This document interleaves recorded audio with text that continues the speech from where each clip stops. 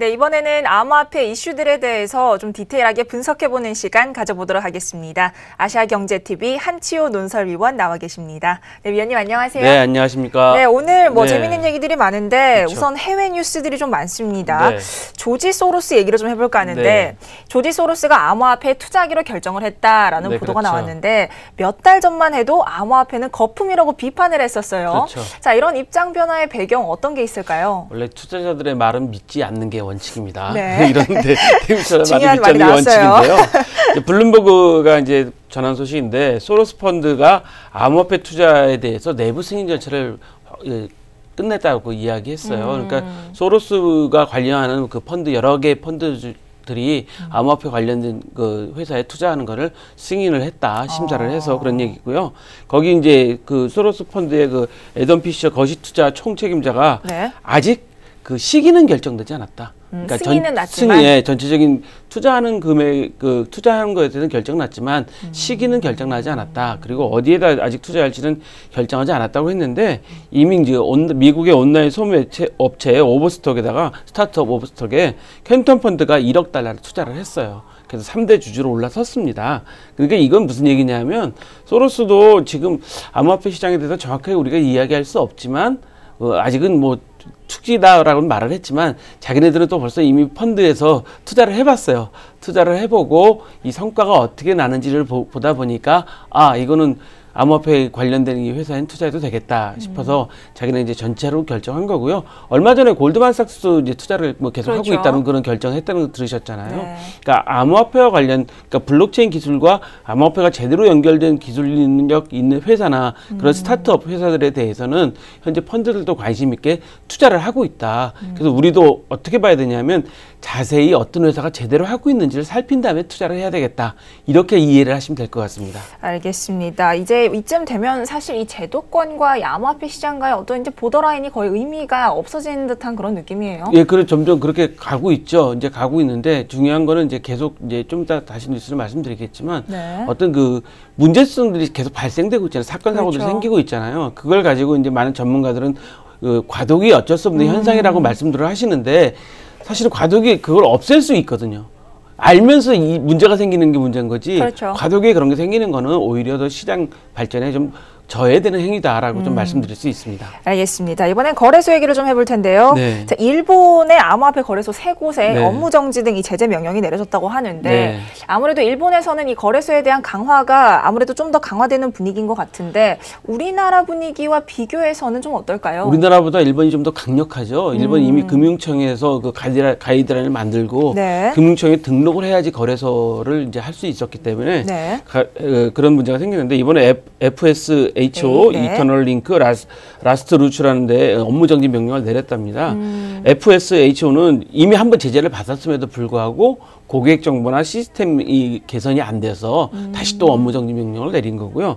이터널 링크는 자금 유용 사실이 좀 문제가 돼가지고 단기간이지만 네. 업무 정지가 내려졌고 라스트 루츠는 내부 감사나 시스템 관리를 좀 부실하게 했기 때문에 그 문제 때문에 이제 업무 정지를 내린 거죠. 이렇게 업무 정지를 내린 이유는 뭐냐면 고객의 그 자금 돈이나 이런 것들이 많이 왔다 갔다 하기 때문에 그렇죠. 소비자의 피해 때문에 강력하게 내리는 거니까 일본이 더 강력한 물론 규제 안에 들어와 있지만 더 강력한 제재를 하고 있다라고 좀 이해하시면 될 것 같고요.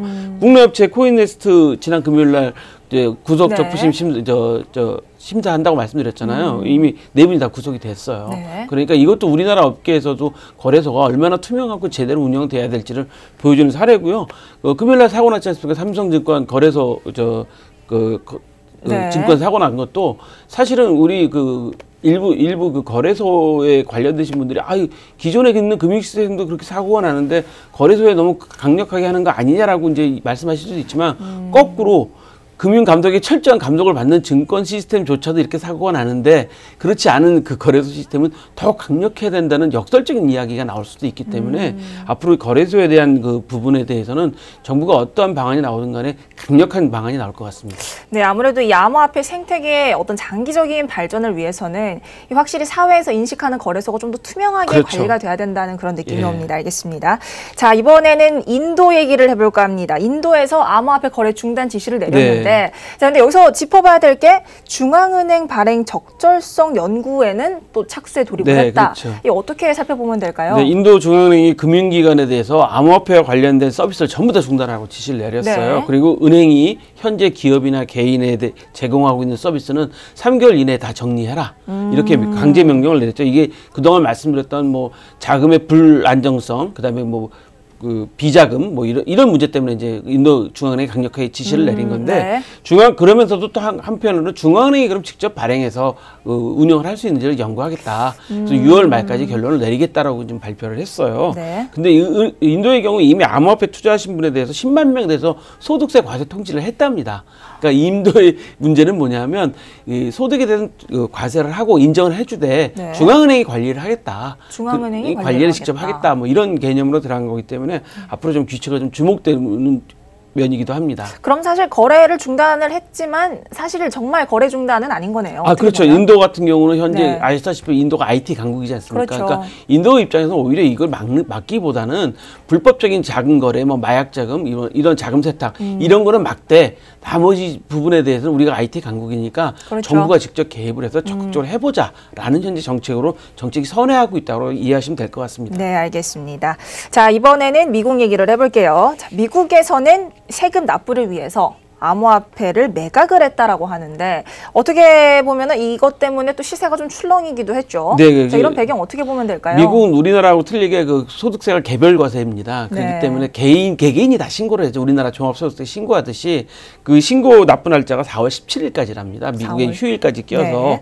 그래서 4월 17일 이전에 현재 납부를 해야 되는데 현재 암호화폐에 관련된 최고 250억 달러, 그러니까 우리나라는 한 26조 정도를 납부해야 된다고 추정을 하고 있는데 그 추정 근거는 작년 연말에 한 920억 달러를 규모를 보유하고 있다고 추정되기 때문에 소득의 자본소득에 대한 세금이 20%거든요. 그러니까 거기에 20% 하니까 한 250억 달러는 현재 납부해야 되지 않을까. 그러면 사람들이 현재 현금으로 갖고 있지 않으면 결국 암호화폐를 팔아야 되지 않을까. 그래서 가격이 출렁거리는 현상이 보이고 있다. 그래서 네. 이것도 4월 17일이 지나면 좀 안정화될 거라는 게 예측이 되고 있습니다. 어떻게 보면 이렇게 이제는 시세가 좀 이런 하나하나 이슈에 대해서 네. 일희일비할 필요는 좀 없을 그렇죠, 것 같아요. 알겠습니다. 자, 마지막으로 저희가 지난주에도 이 가짜 뉴스에 대한 얘기를 좀 많이 했는데 네. 이번에도 이 가짜 뉴스에 대해서 어떤 일이 좀 일어났다고요? 어떤 이거는 내용인가요? 그 스타트업이 그 이더리움 개발팀이 직접 참여한다는 뉴스가 나왔어요. 근데 네. 그 이더리움 재단에서는 참여 계획이 없다. 단순 사진 촬영이다라고만 이야기를 했는데